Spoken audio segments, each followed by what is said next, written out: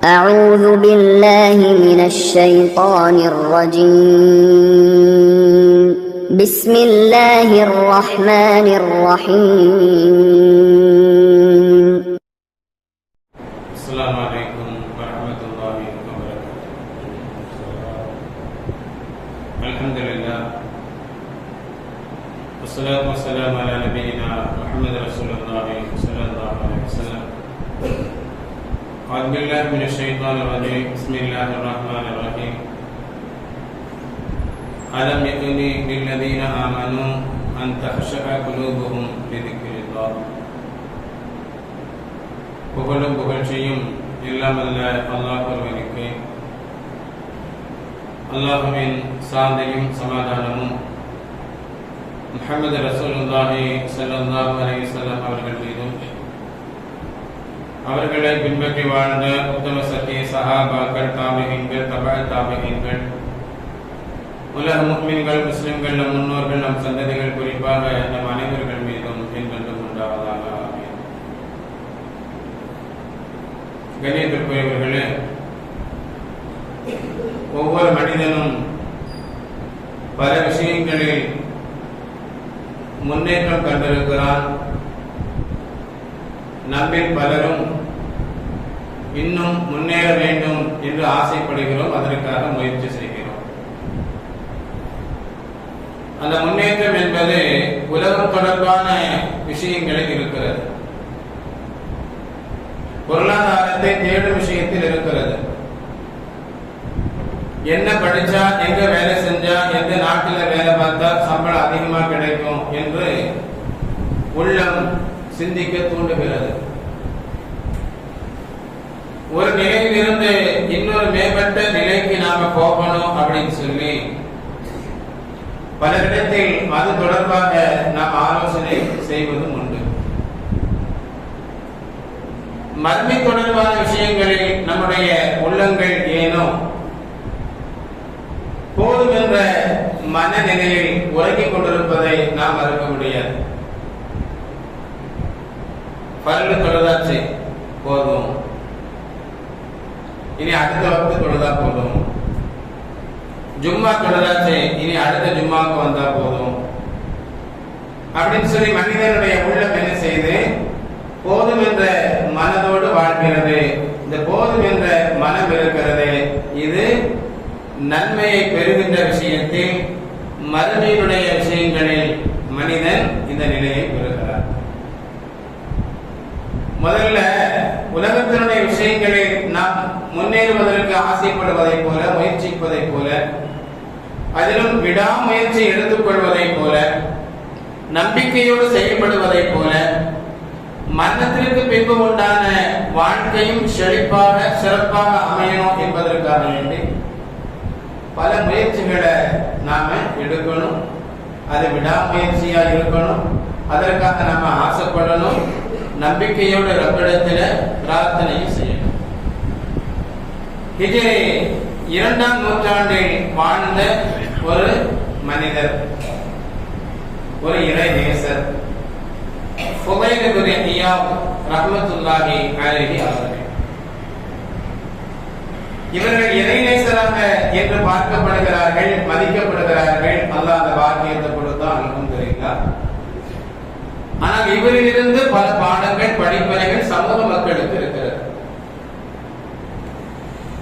இவருடைய ஆரம்ப காலகட்டம் எப்படி இருந்துச்சு? நாம உலகம் சார்ந்த விஷயங்களை பேசும்போது சொல்றோமா இல்லையா? இன்னைக்கு அவன் கோடீஸ்வரன்பா, ஆனா ஆரம்பத்துல அவன் இந்த கடையில வேலை செஞ்சான், என்கிட்டதான் வேலை பார்த்தான், எடுபடி வேலையை செய்யக்கூடியவனாக இருந்தான், இன்னைக்கு பல கோடிகளுக்கு சொந்தக்காரனா இருக்கிறான். நாம சொல்றோமா இல்லையா? அதே நேரத்தில் இப்படியும் பேசுவோம், அவங்க அத்தா செல்வ செழிப்போடு 4 பேர் மதிக்கத்தக்க வகையில சீமானாக வாழ்ந்தார், அவங்களுடைய பிள்ளைகளை பாருங்க நேர் மாற்றமா இருக்கிறாங்க அப்படின்னு சொல்லி பேசுவதும் உண்டு. கடந்த காலத்தில் நல்லவனாக இருந்தவன் தொடர்படியாக நல்லவனாக வாழ்வதும், கடந்த காலத்தில் கெட்டவனாக வாழ்ந்தவன் தொடர்படியாக கெட்டவனாக வாழ்வதும் ஒரு சிலர் இருந்தாலும், ஆரம்ப காலகட்டத்தில் கெட்டவனாக வாழ்ந்தவன் பின்னாளில் தன்னை சரி செய்து கொண்டு நல்லவனாக வாழ்ந்தவர்கள் ஏராளம் உண்டு. அதுபோல ஆரம்பத்தில் நல்லவனாக வாழ்ந்து பின்னாளில் கெட்டவனாக வாழக்கூடிய சில மனிதர்களும் உண்டு. அல்லாஹ் தஆலா பாதுகாக்கும். ஏன்னா மனிதனுடைய வாழ்க்கையில முடிவு என்பது ரொம்ப முக்கியமானது. சொல்றோமா இல்லையா? பிறக்கும் போது ஏழையா பிறக்கிறது நாம காரணம் இல்லை. ஆனா மரணிக்கின்ற போது ஏழையா மௌத்தாகணும் அப்படின்னு சொன்னா அதற்கு நாம காரணமாயிரும் அப்படின்னு சொல்லி சிலர்கள் சொல்வது உண்டு. அன்பானவர்களே, அதுபோல நல்லவனாக வாழ்வது, நன்மைகளை பெறுவது என்பது அது இம்மை மறுமையுடைய வெற்றிக்கு அடித்தளமாக இருக்கும்.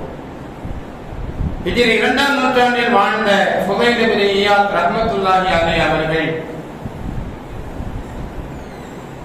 கொள்ளையடிக்கக்கூடிய ஒரு மோசமான செயலை செய்யக்கூடிய மனிதராக இருந்தார். கொள்ளையடிக்கக்கூடிய கும்பலில் இருந்தார். ஈரானுக்கும் துர்க்மெனிஸ்தான் என்று சொல்லக்கூடிய ஒரு நாட்டுக்கும் இடையில் இருக்கக்கூடிய பகுதியை தான் கொள்ளையடிப்பதற்கு சிறந்த இடமாக அவர் தேர்வு செய்து கொண்டார். எந்த அளவிற்கு இவருடைய செயல்பாடுகள் இருக்கும் அப்படின்னா, மக்கள் இவரை பயந்து இரவு பயணத்தையே தொடங்க மாட்டார்கள், இரவு நேரத்தில் பயணம் செய்ய மாட்டார்கள். அப்படிப்பட்ட ஒரு கொள்ளை கும்பலில் ஒருவராக இருந்தவர் தான் ஃபுதைல் இப்னு இயாத். அன்பானவர்களை, பொருளை கொள்ளையடிப்பது, சொந்தமாக்குவது ஒரு பக்கம், இன்னொரு பக்கம் ஒரு நாள் ஒரு வீட்டின் சுவற்றை ஏறி குதிக்கிறார். அங்கே ஒரு பெண்மணி பொருளை சொந்தமாக்கி கொண்டு பழக்கப்பட்ட அந்த மனிதர் அந்த பெண்ணை சொந்தமாக்கி விட துடித்தார். அதனால்தான் அந்த வீட்டுக்குள்ள போனார். அந்த பெண்மணி இறைவன் தந்த வேதமான குர்ஆன் ஷரீஃபை அழகான முறையில ஓதிக்கொண்டிருக்கிறார். இவள் ஓதிக்கொண்டிருக்கக்கூடிய அந்த வசனம் ரொம்ப அற்புதமானது. திருடனாக இருந்த ஃபுதைல் இப்னு இயாத் அந்த வீட்டிற்கு உள்ளே வந்தார், நெருங்கினார். எந்த அளவுக்கு நெருங்கினார்? அந்த பெண்மணி ஓதுகின்ற சப்தத்தை கேட்கின்ற அளவிற்கு நெருங்கினார். அந்த அம்மா ஓதுறாங்க, அலம் யதனில் லதீன ஆமனு அன் தக்ஷா குலூபுஹும் லிذிக்ரில்லாஹ். நம்பிக்கை கொண்டவர்களுடைய உள்ளங்கள் அல்லாஹ்வை நினைத்தும் இறைவன் இறக்கி தந்த இறை வேதத்தை, அந்த வசனத்தை கவனித்தும் பயப்படக்கூடிய நேரம் இன்னும் வரவில்லையா என்கிற அர்த்தம் பதித்த அழகான வார்த்தையை அவள் ஓதினாள். அல்லாஹ்வை பயப்படக்கூடிய நேரம் இன்னும் வரவில்லையா, அல்லாஹ்வை நினைத்து பார்க்கக்கூடிய நேரம் இன்னும் வரவில்லையா அப்படிங்கிற அந்த கேள்வி இருக்கிறது. அவருடைய உள்ளத்தை ஒரு அசைப்பு அசைத்தது. உள்ளம் திரும்பியது என்று அல்ல, உள்ளமே திரும்பியது. அவர் நல்ல மனிதராக வெளியே திரும்பினார். கெட்ட மனிதராக வீட்டிற்குள் குதித்தவர் அந்த வீட்டிலிருந்து வெளியே குதிக்கின்ற போது நல்ல மனிதராக திரும்பினார். கண்ணியத்திற்குரியவர்களே, உள்ளம் என்பது இறைவனுடைய 2 விரல்களுக்கு இடையில் உள்ள ஒன்று. அந்த உள்ளத்தை இறைவன் தான் நாடுகின்ற அமைப்பில் என்ன செய்வான்? திருப்பி விடக்கூடிய ஆற்றல் பெற்றவன்.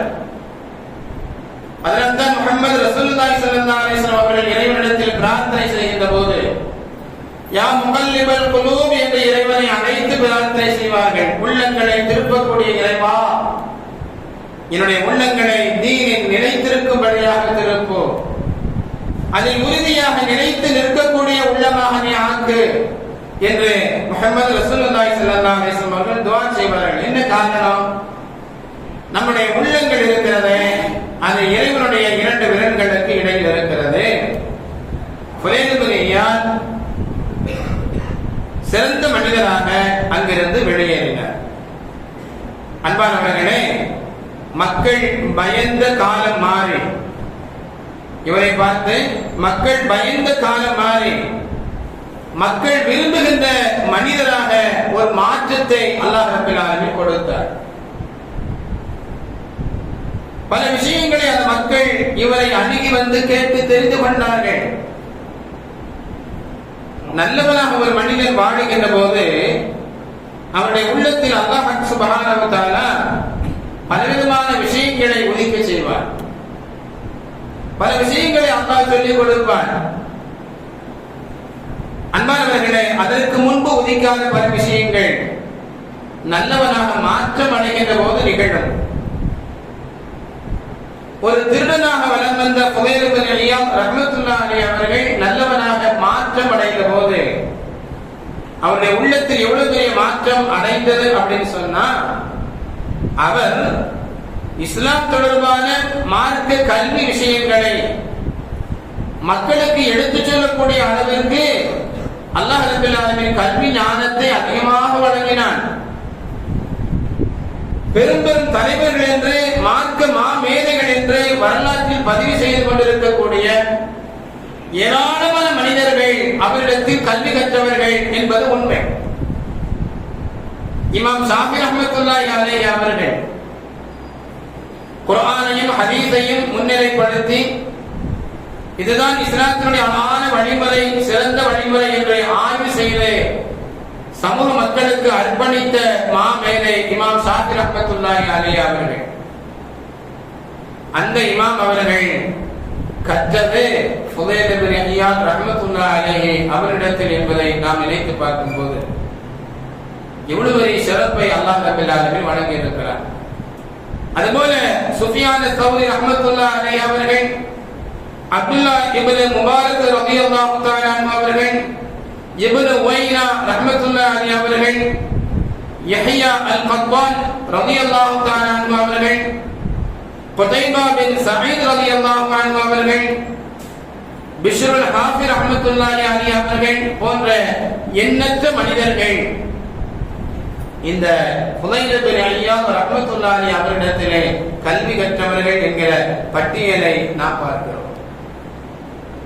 அதுல அப்துல்லா இப்னு முபாரக் ரஹ்மத்துல்லாஹி அலைஹி அவங்க சொல்வாங்க, ஃபுதைல் இப்னு இயாத் ரஹ்மத்துல்லாஹி அலைஹி அவர்கள் விஷயமாக சொல்லும்போது, இந்த பூமியினுடைய மேற்பரப்பில் இவரை விட சிறந்தவரை தற்போது நான் பார்க்கவே இல்லை. அந்த அளவிற்கு அவருடைய வார்த்தைகள் ரொம்ப பலமாக இருந்துச்சு. அந்த உலகத்திலேயே நாம சொல்லுமா இல்லையா, இவர் மாதிரி நல்ல ஆள் யாரும் இல்லப்பா அப்படின்னு சொல்ற அளவிற்கு அல்லாஹ் சுப்ஹானஹு வ தஆலா வாழ்க்கை தரத்தை உயர்த்தினார். இது வெற்றியா இல்ல பொருளாதாரம் மட்டும் மேல போகுது, இபாதத்துகள் கீழே வருது, இதை வெற்றின்னு சொல்ல முடியுமா? கண்ணியத்திற்குரியவர்களே, நாம நம்மை நன்மையினுடைய விஷயங்களில் இன்னும் மேன்மைப்படுத்துவதற்கு முயற்சிகள் செய்யணும். அதற்காக ஆசைப்படணும், இறைவனிடத்தில் பிரார்த்தனை செய்யணும். ஃபுதைல் இப்னு இயாத் ரஹ்மத்துல்லாஹி அலைஹி அவருடைய ஆரம்ப காலகட்டம் மோசமான பாதையில் இருந்தாலும் தன்னை அவர்கள் திருத்திக் கொண்டதை போல நம்முடைய வாழ்க்கை நாம என்ன செய்யணும்? சீர்படுத்திக் கொள்வதற்கு ஆசைப்படணும். அவர்கள் அழகான உபதேசங்களை ஏராளமாக சொல்வார்கள். அதுல ஒரே ஒரு உபதேசம், மனிதனே நீ பாவங்களை சாதாரணமாக நினைத்தால், இதுதானே செய்யறோம், இதைத்தானே பேசுறோம், இதெல்லாம் பெரிய விஷயமா, யாருதான் செய்யல, இப்படிங்கிற மாதிரி மனிதனுடைய மனோநிலை இருக்குதா இல்லையா? அவங்க சொல்றாங்க, நீ பாவங்களை சாதாரணமாக நினைத்தால் அல்லாஹ் அந்த பாவத்தை பெரிதாக கருதுவான். நீ பாவங்களை பெரிதாக நினைத்தால் அல்லாஹ் அந்த பாவத்தை சிறிதாக கருதுவான் என்கிற அழகான ஒரு உபதேசத்தை சொல்வார். பிள்ளை ஒரு தவறு செஞ்சிருச்சு, ஆனா பயந்து நடக்குது. ஒரு பொருளை உடைச்சிருச்சு, கவனம் குறைவா, அம்மா அடிப்பாங்க அத்தா அடிப்பாங்கன்னு பதறுது. அந்த பதறுதலை பெற்றோர்கள் பார்க்கும் போது என்ன செய்வாங்க? ஏன்னா பிள்ளை அந்த தவறை பெரிதாக நினைக்கிறது என்கிற போது பெற்றோர்கள் அந்த குழந்தையை அடிக்க மாட்டாங்க. சரி உனக்கு ஒண்ணு ஆகலையே அப்படின்னு தான் கேட்பாங்களே தவிர அந்த உடைந்த பொருளுக்காக வேண்டிய பிள்ளைகளை காயப்படுத்த மாட்டார். ஏன் அப்படின்னு சொன்னா அது செய்த செயலை பெரிதாக நினைக்கிறது. அதுபோல அல்லாஹ் ரப்பல் ஆலமீன் அடியான் செய்கின்ற பாவத்தை பெரிதாக நினைத்து கவலைப்படுகிறான், தௌபா செய்கிறான், பாவ மன்னிப்பு தேடுகிறான், அழுது புலம்பி இறைவனிடத்தில் மன்றாடுகிறான் என்கிற போது இறைவன் என்ன செய்வான்? அந்த சாதாரணமாக நினைத்து மன்னித்து விடுவான்.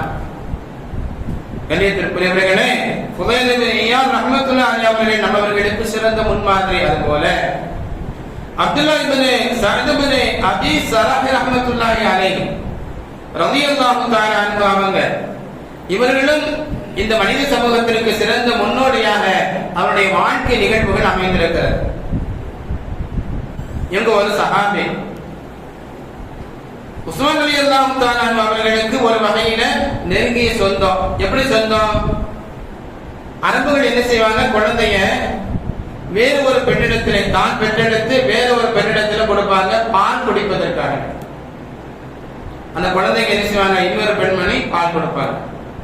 அதே மாதிரி வேற இன்னொருத்தர என்ன செய்வாங்க? தன்னுடைய குழந்தைய அதே பெண்ணிடத்துல பால் குடிக்கிறதுக்கு கொடுத்திருப்பாங்க. இந்த ஒரே பெண்ணிடத்தில் யாரெல்லாம் பால் குடித்தார்களோ இவர்களுக்கு பால்குடி சகோதர சகோதரிகள் அப்படிங்கிற சட்டம் இஸ்லாத்துல உண்டு. இவர்களுக்கு மத்தியில திருமணம் செய்து கொள்ள கூடாது. இவர்களுக்கு மத்தியில திருமணம் செய்து கொள்ள கூடாது. இவங்க ரெண்டு பேருமே ஒரே பெண்ணிடத்துல பால் குடித்திருக்கிறார்கள். ஹிஜ்ரி 6ல இந்த சஹாபி இஸ்லாத்தை ஏற்றார்கள். ஏற்றவர்கள் மதீனாவுக்கு ஹிஜ்ரத் செய்யக்கூடிய பாக்கியத்தை பெற்றார்கள். அன்பானவர்களே, இந்த சஹாபிக்கு எழுத படிக்க தெரியும். அந்த காலகட்டத்தில் எழுத படிக்க தெரியுது அப்படிங்கிறது பெரிய விஷயம். அப்ப ஸல்லல்லாஹு அலைஹி வஸல்லம் அவர்களுடைய நெருக்கம் கிடைத்த போது என்ன மதீனாவுக்கு வந்துட்டாங்க, எழுத படிக்க தெரியும். ஸல்லல்லாஹு அலைஹி வஸல்லம் அவர்கள் ஒரு வாய்ப்பை கொடுத்தார்கள். இறைவன் தனக்கு தருகின்ற வகையை, குர்ஆனுடைய வேதத்தை, அந்த வரிகளை எழுதக்கூடிய ஒரு பெரும் பாக்கியத்தை அந்த சஹாபிக்கு கொடுத்தாங்க. ஒரு பெரிய பெருமையான விஷயம், சந்தோஷமான விஷயம். அதாவது சில நேரங்கள்ல நம்முடைய தகுதியை மீறி சில விஷயங்கள் நமக்கு கிடைக்கும். அது பணங்காசா இருக்கலாம், அல்லது வாய்ப்பாக இருக்கலாம், பதவியாக இருக்கலாம், கௌரவமாக பார்க்கலாம், எதுவாக இருந்தாலும் சரி. அந்த நேரத்தில் நமக்கு பணிவும் வரணும், சரியா நடக்கணும் அப்படிங்கிற கவனமும் இருக்கணும். பெருமை செய்யக்கூடாது, வந்துடக்கூடாது. சைத்தானுக்கு அல்லாஹ் என்ன செஞ்சான்? கல்வி ஞானத்தை வாரி வழங்கினான்.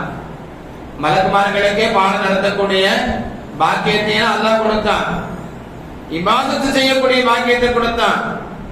சைத்தான் சுஜூது செய்யாத இடமே பூமியில் இல்லை என்று சொல்கின்ற அளவிற்கு சைத்தான் இபாதத்தில் திளைத்தான்.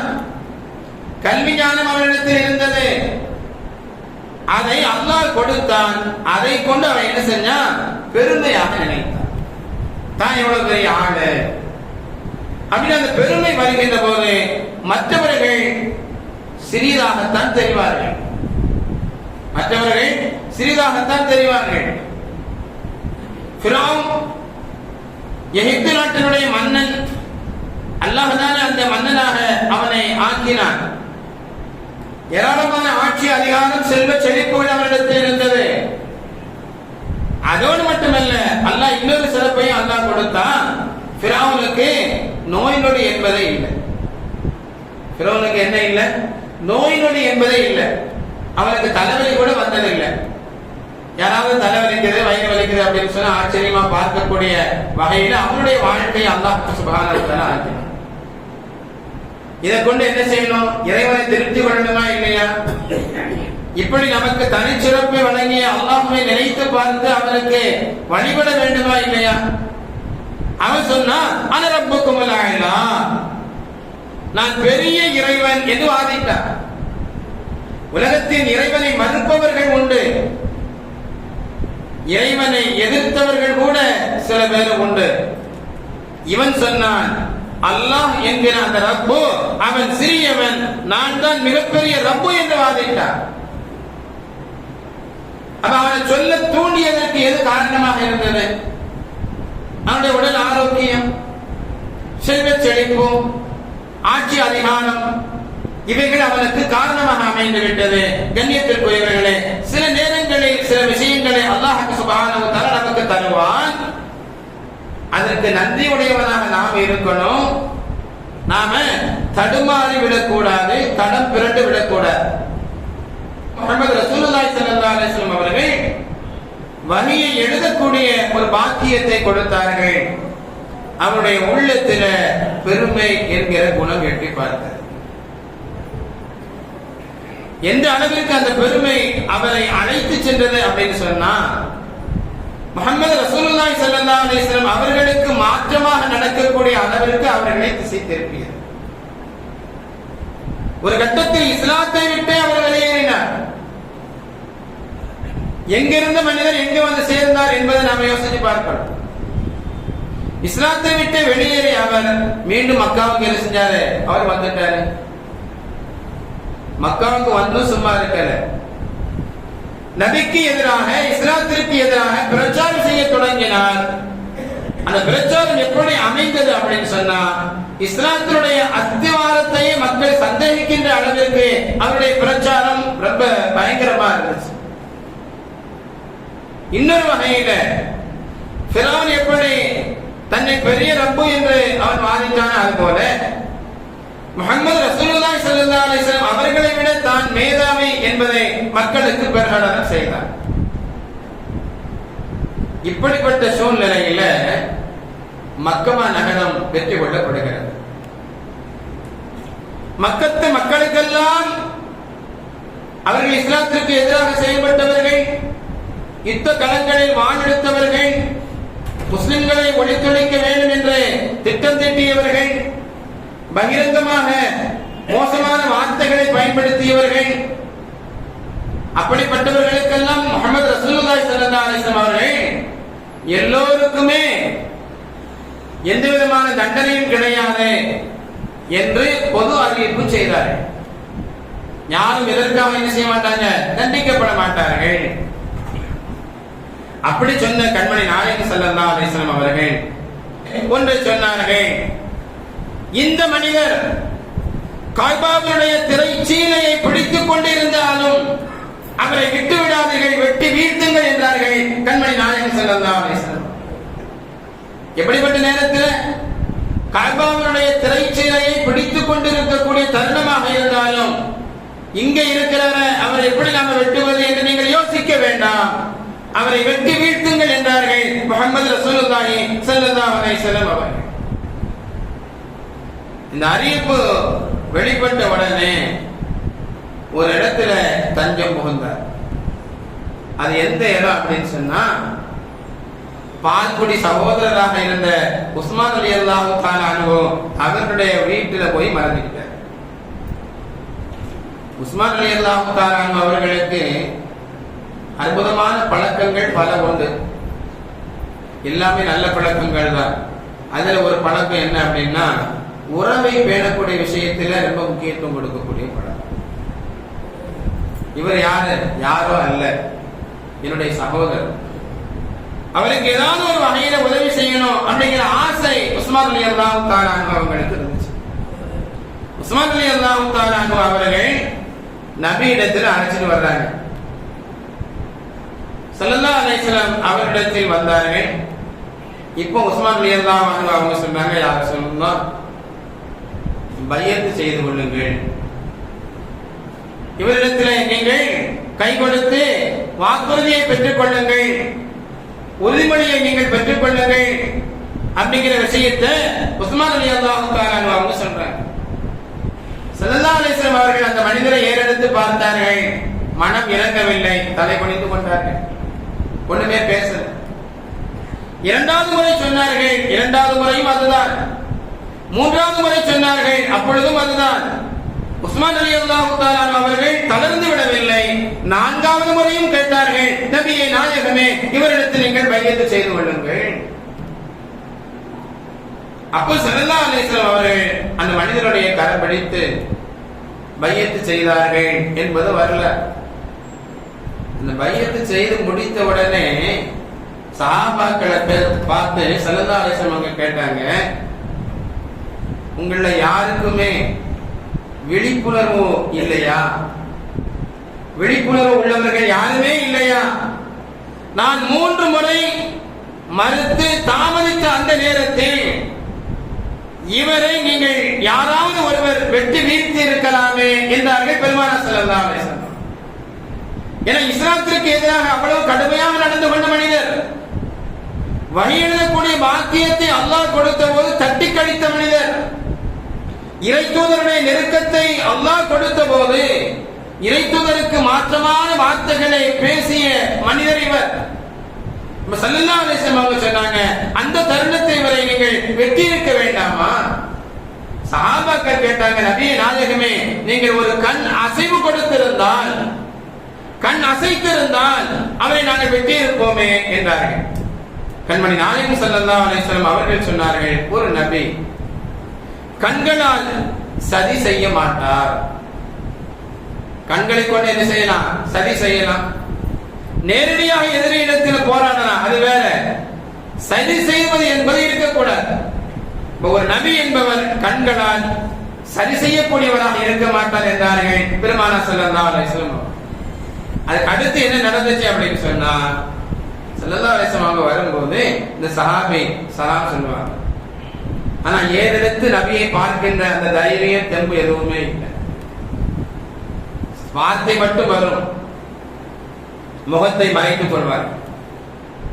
இப்படி அவர்கள் தன்னை தாழ்த்தி கொண்டு அந்த சஹாபி இருந்தாங்க. இந்த செய்தி உஸ்மான் ரலியல்லாஹு தஆலா அவர்களுக்கு தெரிந்த போது நபியிடத்தில் பேசி அதை சரி செய்தார்கள். 2 பேரும் இணக்கமாக ஆனார்கள் என்பது வரலாறு. அன்பானவர்களே, ஒரு மனிதனுடைய ஆரம்ப காலகட்டம் இஸ்லாத்திற்கு முரண்பட்டு இருந்தாலும், இஸ்லாம் எதை தடுத்திருக்கிறதோ அதற்கு நிலையில் இருந்தாலும், அதற்கடுத்து தன்னை சரி செய்து கொண்ட மக்கள் இறை நேசராக மாற்றமடைந்தார்கள் என்பதற்கு வரலாறுகள் அதிகம் உண்டு. இந்த சஹாபியுடைய நிலையை பாருங்க. ஆரம்பத்தில் இஸ்லாத்திற்கு எதிராக இருந்தாரு, பின்பு இஸ்லாத்தை ஏற்றாரு, உயர்ந்த பாக்கியங்களை பெற்றார், மீண்டும் தடம் மாறினார், மீண்டும் இஸ்லாத்தில் இருந்தாரு. என்னங்க அப்ப அல்லாஹ் சுப்ஹானஹு வ தஆலா நமக்கு இப்ப வாழுகின்ற பாக்கியத்தையும் சிந்திக்கின்ற திறனையும் நல்லதை கேட்கின்ற சூழலையும் அல்லாஹ் சுப்ஹானஹு வ தஆலா தந்திருக்கிறார். நம்மகிட்ட ஏதாவது குறைபாடுகள் இருக்கு அப்படின்னு சொல்லி நம்ம மனசுக்கு பட்டா நாம இன்ஷா அல்லாஹ் என்ன செய்யணும்? நம்ம சரி செய்து கொள்ளணும். உமர் ரலியல்லாஹு தஆலா அவருடைய ஆட்சி காலத்தில் சஹாபிக்கு எகிப்தினுடைய மேற்கு பகுதியை ஒதுக்கி அந்த பகுதியில ஆளுநர் பொறுப்பை உமர் ரலியல்லாஹு அன்ஹு அவங்க கொடுத்தார். ஒரு காலத்தில் தலைக்கு குறிவைக்கப்பட்டது, தலைவராக அவர்கள் பொறுப்பேற்றார்கள். உஸ்மான் ரலியல்லாஹு தஆலா அன்ஹு அவருடைய ஆட்சி காலத்தில் முழு எகிப்தையும் நிர்வகிக்கக்கூடிய ஆளுநராக பொறுப்பை கொடுத்தார். ஒரு காலகட்டத்தில் யுத்தம் நடக்கிறது. ஹிஜ்ரி 31 ரோம பேரரசுக்கும் இவருக்கும் எதிராக. அதுல மாபெரும் வெற்றியை அல்லாஹ் சுப்ஹானஹு வ தஆலா இவர்களுக்கு கொடுத்தார். இவங்கிட்ட என்ன ஒரு பலகீனம் இருந்துச்சு அப்படின்னு சொன்னா, எகிப்து மக்களிடத்திலே ரொம்ப கொஞ்சம் கடுமையாக நடந்து கொள்ளக்கூடிய பழக்கம் இருந்துச்சு. அப்ப உஸ்மான் ரலியல்லாஹு தஆலா அவர்கள் ஆட்சி பொறுப்புல இருக்கிறாங்க. மக்கள் அவர்கிட்ட போய் முறையிட்டாங்க. உஸ்மான் ரலியல்லாஹு அன்ஹு அவர்கள் ஆளுநர்கிட்ட இந்த விஷயமா சொன்னாங்க, வெண்மையை நடந்து கொள்ளுங்க. இருந்தாலும் அவருடைய போங்கு அது போலவே நீடித்தது. மக்களுடைய கோபம் உஸ்மான் ரலியல்லாஹு தஆலா அன்ஹு அவர்கள் பக்கம் திரும்பியது. அதனுடைய முடிவில் உஸ்மான் ரலியல்லாஹு தஆலா அன்ஹு அவர்கள் கொல்லப்படுகின்ற அளவிற்கு, ஷஹீதாக்கப்படுகின்ற அளவிற்கு கொண்டு போய் விட்டது. உஸ்மான் ரலியல்லாஹு தஆலா அன்ஹு அவர்கள் கொல்லப்பட்ட அந்த நிலையை நினைத்து நினைத்து மனம் வருந்தி அவருடைய ஆட்சி அதிகாரம் எல்லாத்தையும் விட்டுட்டு பலஸ்தீனத்தின் பக்கம் அவர்கள் போனாங்க. அங்கேயே சாதாரண குடிமகனாக வாழ்ந்தார்கள். அல்லாஹ்ட்ட துஆ செய்வாங்க, யா அல்லாஹ் ஃபஜ்ருடைய தொழுகையை நான் இருக்கும்போது என்னுடைய ரூஹை நீ கைப்பற்றணும் அப்படின்னு சொல்லி முறையிடுவார்கள். ஒரு நாள் பொழுது ஃபஜ்ருடைய நேரம், ஃபஜ்ர் தொழுகிறாங்க. அல்ஹம்து சூரா வல் ஆதியாத் தபஹன் முதல் ரக்காயத்தில் முடியுது.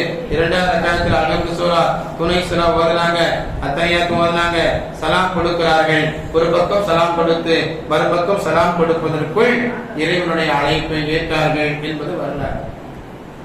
அப்ப அல்ஹம்துலில்லாஹ் அல்லாஹ் சுப்ஹானஹு வ தஆலா மனிதனுடைய வாழ்க்கையில சில வாய்ப்புகளை கொடுப்பார். நமக்கு அந்த பாக்கியத்தை இப்ப தந்திருக்கார். இஸ்லாத்தின் பிரகாரம் வாழ்வதற்கு எந்த தடையும் இல்லை, நல்லதை செய்வதற்கு எந்த தடையும் இல்லை, எந்த குறுக்கீடும் இல்லாத இந்த ஒரு சுதந்திரமான அற்புதமான வாழ்க்கையை இறைவன் தந்திருக்கின்ற போது நாம் 5 நேரம் தொழணும். பஜ்ருக்கு மட்டும் இந்த குளிர்காலமா இருக்கிறதான மக்கள் குறைபாடாக இருக்கிறார்கள். எல்லா வக்தும் நமக்கு கடமையானது என்கிற போது ஜும்மாவில் பெருநாளில் ஒன்று கூடுவதை போல மற்ற ஏனைய தொழுகையினுடைய விஷயங்களிலையும் நாம கவனமா இருக்கணும். தொழுகையில மட்டுமல்ல, மற்ற ஏனைய விஷயங்கள், மார்க்கம், இதையெல்லாம் ஒரு முஃமின் ஒரு முஸ்லிம் எப்படி வாழணும் என்று அடையாளம் காட்டியிருக்கிறதோ அல்லது நபி ஸல்லல்லாஹு அலைஹி வஸல்லம் அவர்கள் வாழ்ந்து காட்டினார்களோ இந்த அழகான வழிமுறையில நடப்பதற்கு நாம ஆசைப்படணும், முயற்சி செய்யணும், ரப்பிடத்தில் துஆ செய்யணும். நம்பிக்கையோடு நாம இதற்குண்டான விடாமுயற்சியை செய்கின்ற போது அல்லாஹ் சுப்ஹானஹு வ தஆலா ஹைரான வாழ்க்கையை இன்றைய மறுமையிலும் தந்தருள்வானாக.